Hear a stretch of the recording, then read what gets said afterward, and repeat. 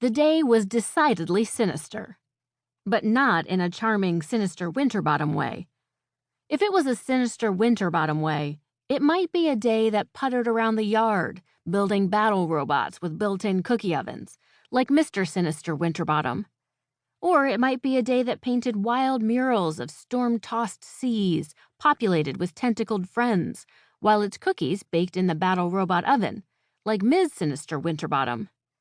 Or it might be a day with its nose against a phone screen while a frown creased its impressively expressive black eyebrows, like Wilhelmina Sinister-Winterbottom. Or it might be a day that ran at full speed, the wind whipping its hair, grass lashing its bare shins, screaming joy and delight and something close to anger, like Theodora Sinister-Winterbottom.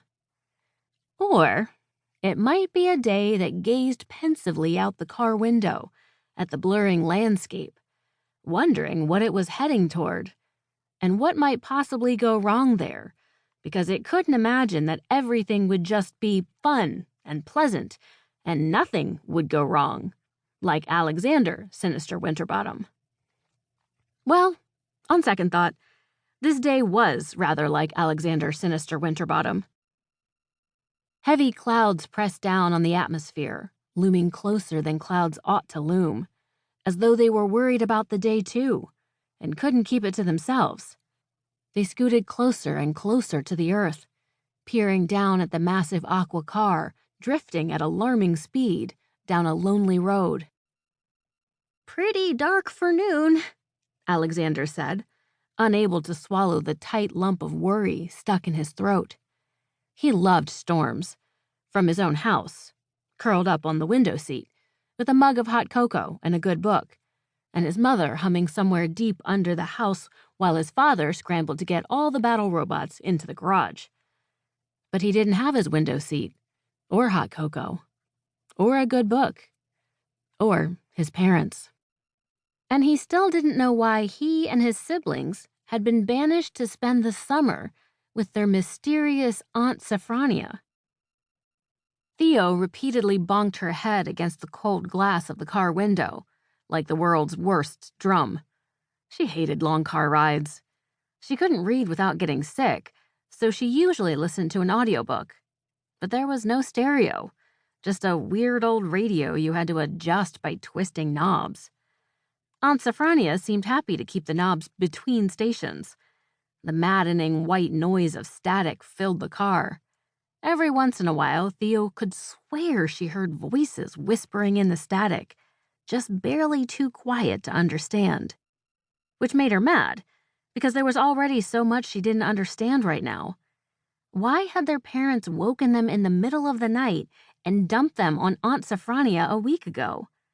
Why hadn't their parents at least called since then? Why did she feel both angry and sad at the same time, when she didn't want to feel either? And why did these big feelings make her buzz like she was filled with a hive of angry bees? Holding her head against the window made her skull vibrate and her teeth chatter. It was as close as she could get to moving while stuck in a car, so she pressed her forehead harder against the glass. This drive seemed like it had lasted forever.